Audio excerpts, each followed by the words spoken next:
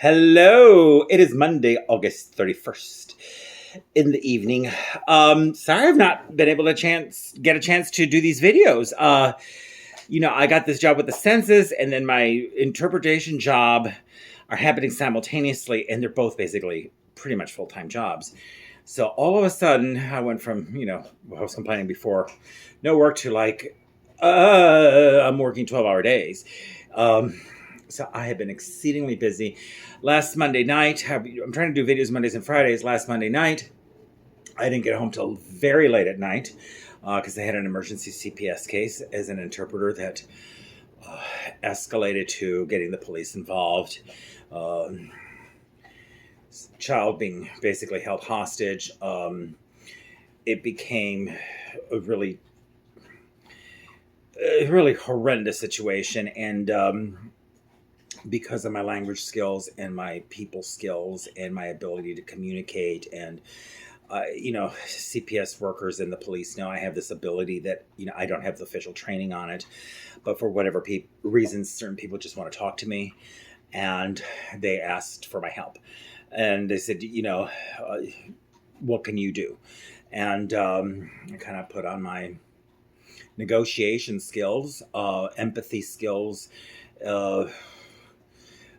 commiserating skills, so the person thinks I can understand where they're coming from and their point of view, and they really believe that I'm feeling them, what they're feeling. And it was all over, said and done with, and a happy ending. So it could have led to a shootout. It could have led to a murder-suicide, because that's where it was heading to. And I was able to defuse the situation, and at the end, the police sergeant, because there was ended up being a whole bunch of police there, he said, "You need to come work for us." And I'm like, I can't do this on a daily basis. It's too stressful, but apparently I'm good at it. So lives were saved. But then by the time I came home, I was just absolutely wiped out. And then I had to work another massive, lengthy day the following day. And so I finally just gave myself a mental health day last week on Thursday. And then Friday, I was slammed again, all the way well into the evening. So I didn't get a chance to do a video then either. So here it is the following Monday, and I'm finally catching up, everybody. But yeah, that has been my life. The census has been keeping me busy. It's a fun job. I mean, there's some really nasty people out there, but I always find them kind of funny when they're being nasty, because it's like, you don't know me. So I don't know what you're trying to prove with your nastiness, but I totally understand, ma'am. I totally understand, sir. I understand this is upsetting, but I was just trying to figure out how many people lived in the household on April 1st. They give me the answer, and then they continue bitching. It's like, I just need to know, what was the ratio of male to female? They give me that information, and they continue to bitch. And what were the names of the people? So I really don't want to disclose. I know, but I need to put something down, So then they bitch about it, but then they give me they give me all the information as they're bitching at me. And then I'm like, well, thank you very much. I won't see you for 10 more years. And they go, really? It's like, yeah, it's every 10 years. So anyway, it is just one of those things that's just kind of funny, because to me, it's almost like a game. I'm going to try to get this information out of you, even though you do not want to give it to me. And I just kind of end up chatting about this, that, and the others are complaining, and totally understanding where they're coming from and why this is upsetting that I'm doing the census, which is, if you don't know this is actually the one requirement any person in the United States is supposed to do per the Constitution. It's not a law that was passed in Congress. It was not a law that was passed by the local government. It's actually in the U.S. Constitution that you must comply with the census. So if you haven't done your census, please do it. And then tracking down addresses is kind of fun, and then some of the information I know. So like I was supposed to go enumerate, is what we call when we go visit homes, a building that's no longer there. The Avalon apartment complex was this historic complex that got torn down. My dog is saying hello. She got a new collar, pink collar.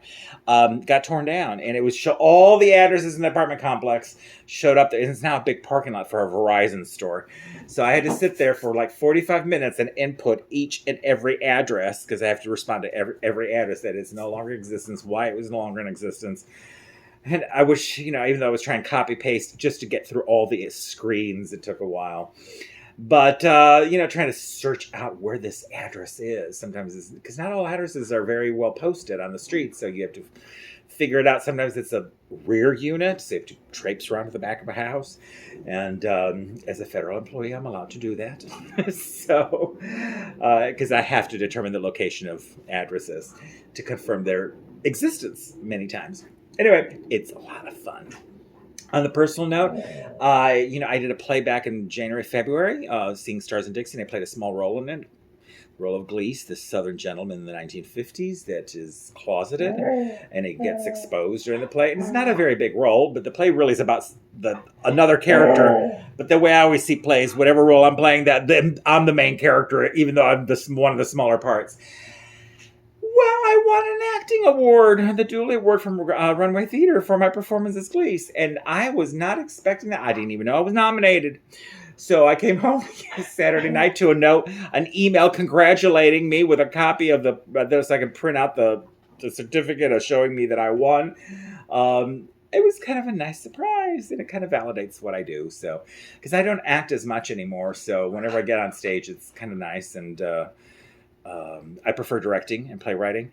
But it's nice to keep my acting chops going, and it was nice that for a play that I didn't think anybody saw, apparently my performance was memorable. So it was kind of a nice surprise, nice little treat. Thank you, Mike Hathaway, for casting me in the role when he sent me the script, because I normally don't want to fool with plays unless I've got a big juicy part, because I've done this for long enough. Give me a lead role. I know I'm a bit of a diva that way, but if I'm going to put that amount of effort at being in a play, I want it to be worth my time, because if you have a small part or a large part, you have to devote just as much time at rehearsals. So I want to go ahead and, make it worth my time.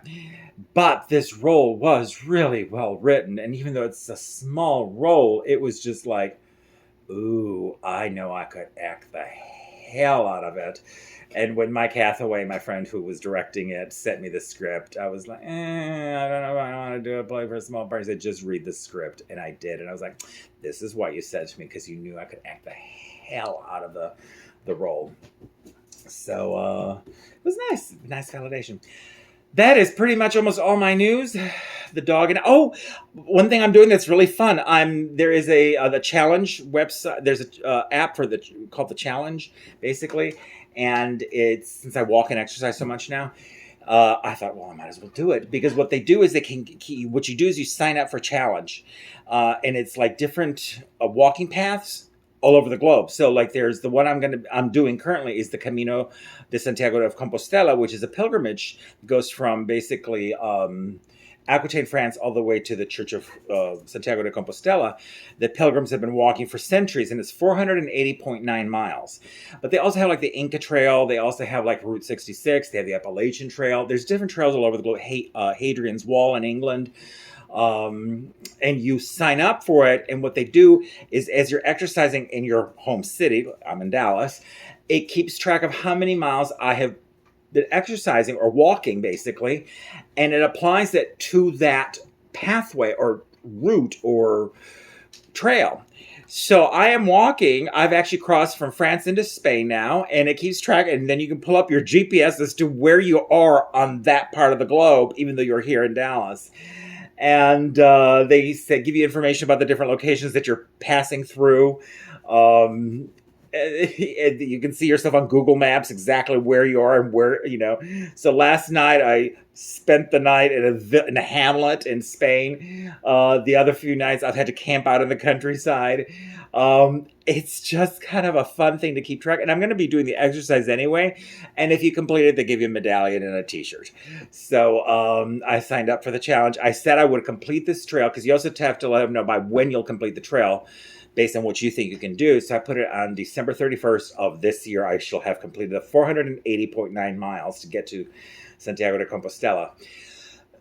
I'm ahead, because they break it down daily how much you should do per day. I'm ahead 12 miles right now, so I'll probably get it done sooner at the rate I'm going. But it's kind of fun. So all the census work, I'm working out, and I'm doing the census work, as well as also trying to complete this challenge.